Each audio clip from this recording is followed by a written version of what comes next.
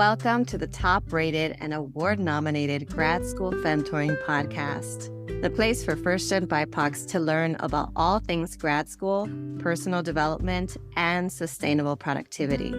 This is Doctora Yvette Martinez-Vu, and I will be serving as your Femtor, providing you with tips and tricks and everything else you need to know to successfully navigate grad school and beyond. For over 13 years, I've been empowering first-gen students of color along their academic and professional journeys, and I'm really excited to support you too. Doctora Yvette here. Before starting today's episode, I want to announce that my co-authored book is Grad School for Me, Demystifying the Application Process for First-Gen BIPOC Students is available for pre-order. It officially comes out on April 16th, and between now and the rest of the year, my co-author and I are available to speak at your next event. We are excited because this is the first book that provides first-generation, low-income, and non-traditional students of color with insider knowledge on how to consider and navigate grad school. It's the book that we both wish we had when we were undertaking our own grad admissions process at UCLA many years ago. The book is both a corrective and a calling card to the lack of clear guidance for historically excluded students navigating the onerous and often overwhelming process of applying to grad school. We walk you through the process from first asking yourself whether grad school is even the right next step for you, to then providing you with step-by-step instructions on how to maneuver every aspect of the grad admissions process, including providing you with sample essays, templates, and relatable scenarios. If you're interested, we encourage you to pre-order your copy today or have your local library order a copy. You can also reach out to us for bulk order discount codes. Lastly, we are available for book talks, workshops, keynotes, panels, and even book club visitations. Go to www.gradschoolfemtoring.com/book to learn more.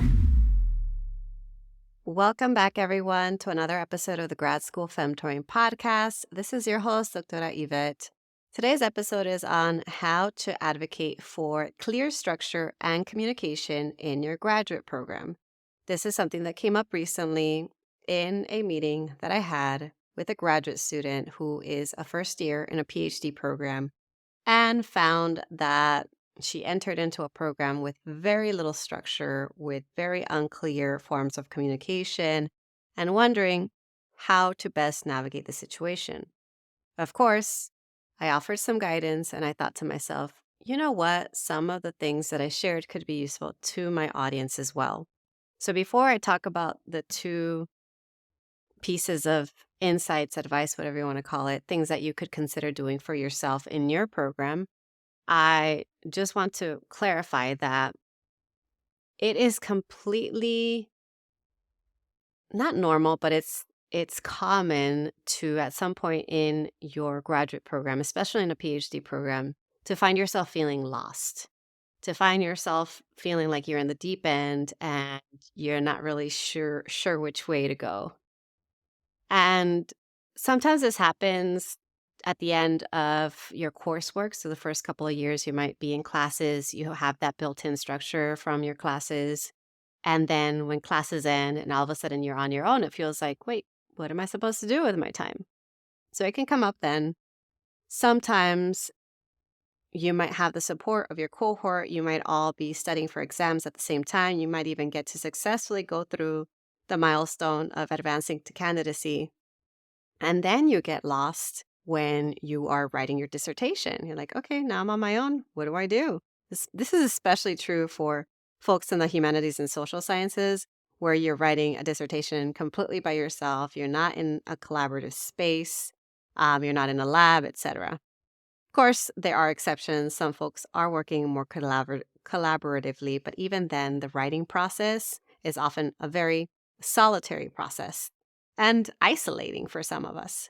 So at multiple stages, there are opportunities where you might feel like you're getting lost or even left behind.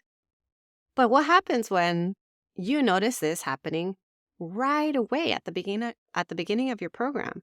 where you're hearing mixed messages, where the things that you're hearing from one person and another person don't align, where what's written on the website doesn't make sense, when there might be a handbook, there might not be a handbook, the handbook might be outdated, or just things are not adding up. What do you do? This is where I would say you need to um, do three things. The first thing is, I was going to say two, but then I realized, wait, there's a first step that has to happen before you can even do the other two things. The first thing that has to happen is you have to make sure you have people who have your back. And especially you have to make sure that you have a supportive advisor. If you don't have a supportive advisor, it's going to be a lot harder to get what you need and to get the support that you need. I'm not saying it's impossible. It's just going to be a lot harder because your advisor can make or break your time in graduate school. They are the ultimate gatekeeper. At the end of the day, if you don't have their support, if they don't sign off on your dissertation, you are not going to get your PhD. So it's important to have a very supportive advisor, someone who has your back, and someone who's going to also advocate on your behalf. So that's number one. If you don't have a supportive advisor and there's no way for you to switch advisors, you are going to need to get creative about finding someone who can advocate on your behalf that's not your advisor. This might be a committee member. This might be a mentor in another department. You name it. You can find other people who can fill that gap in some way, shape, or form. It's not going to be the same. It, might not fill the full gap, but it's something. You need support. You need community. That's the first thing. Okay. The second thing is we're talking about structure and communication. Even if you are in a graduate program where there are very clear milestones of what you need to do each year, we are not all the same. So you might notice some people advance to candidacy, they pass their qualifying exams earlier than others. Some people take longer. So that makes it so that even though there is an expectation for when you're expected to do things, when you're expected to quote unquote graduate on time, your situation is very unique and different to you. So what you can do is you can sit down with your advisor and have a conversation around, what does my timeline look like? You could even have a meeting with them where you're sitting down and working on a timeline. And in that timeline, you would be scoping out what you're doing each semester at the very least, each quarter, each term, what's expected of you each term. And if at any point in that timeline, there's something there that doesn't quite align with your timeline or with your needs, maybe you need extra time for exams. Maybe you might, in advance, you're going to need extra time for field work, extra time for your dissertation. These are things that you're going to need to advocate for. And that's why it's helpful to have an idea of where you're going. So you're not just always getting inundated with things, especially requirements from your program, that seem like they come out of nowhere. But in actuality, to everybody else around you, they have this idea of what you're expected to do each term, and they just haven't communicated it with you. A lot of times professors are doing this all the time with so many students that they don't even realize that they haven't communicated with you what their expectations are. And so it's up to you to let them know what you do and don't know. And even if they say, why do you need to create a timeline? You already know what you're supposed to do each year. It's written on the website or it's on the handbook. You can say, okay, great. I would still like to see how we can update it to suit my needs. And I would still like to just make sure we have a conversation about it to clarify expectations. So that's the first thing. Make sure you have your own timeline for what's expected of you from now until you graduate. The second thing, so first, make sure you have a good advisor. And the second thing is make sure you create a timeline and have your advisor help you with forming a timeline. The third thing is, so I was going to say the second thing, but yeah, the third piece of advice, insight, suggestion of something that you can do is make sure that you have a meeting with your advisor and your committee members or anybody that you're working with to clarify expectations in terms of how to communicate best with them. You can do this at any point. It doesn't have to happen right away in your first year. It can happen second, third, fourth, it doesn't matter. There's never a bad time to have a meeting around clarifying expectations, especially when it comes to communicating. Some people prefer to communicate less. Some people prefer to communicate more. Some people prefer email. Some people prefer text. Some people prefer in-person meetings. Some people prefer Zoom. And so you have to figure out what are the different preferences among you and your advisor. Where can you compromise? Same thing with you and your committee members. How often do you need to communicate with them so that they know that you exist and that you're still meeting milestones and that they're still on your dissertation committee? And similarly, find out how often do you want to meet with your dissertation advisor so that way you make the progress that you want to make. Is this a weekly meeting? Is this a meeting every other week? Is this a meeting at least once a month?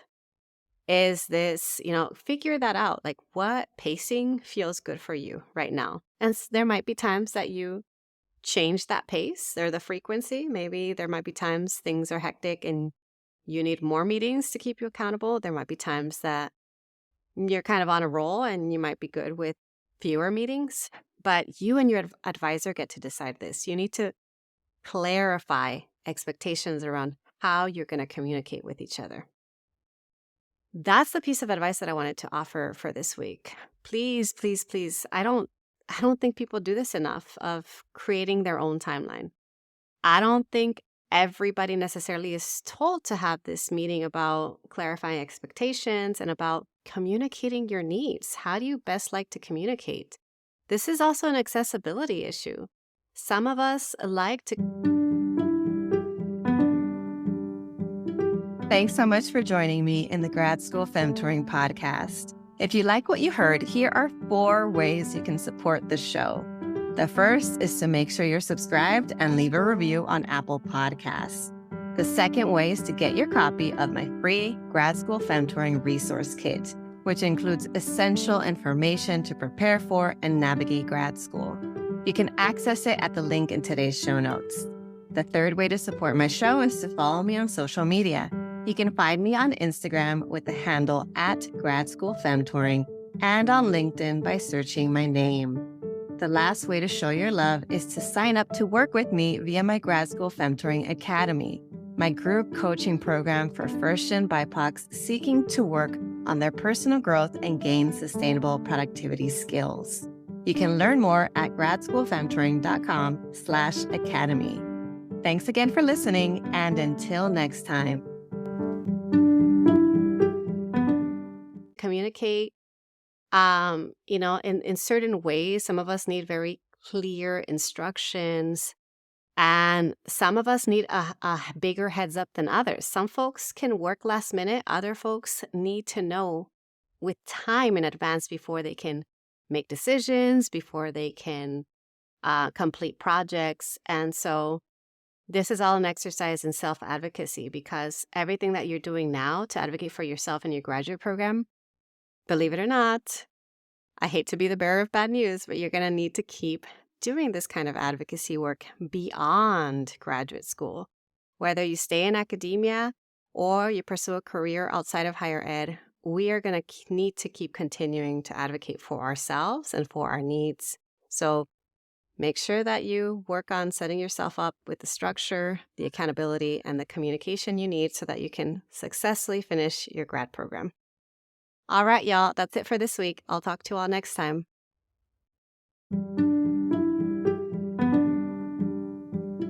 Thanks so much for joining me in the Grad School Femtoring Podcast. If you like what you heard, here are 4 ways you can support the show. The first is to make sure you're subscribed and leave a review on Apple Podcasts. The second way is to get your copy of my free Grad School Femtoring Resource Kit, which includes essential information to prepare for and navigate grad school. You can access it at the link in today's show notes. The third way to support my show is to follow me on social media. You can find me on Instagram with the handle @GradSchoolFemtoring and on LinkedIn by searching my name. The last way to show your love is to sign up to work with me via my Grad School Femtoring Academy, my group coaching program for first-gen BIPOCs seeking to work on their personal growth and gain sustainable productivity skills. You can learn more at gradschoolfemtoring.com/academy. Thanks again for listening, and until next time.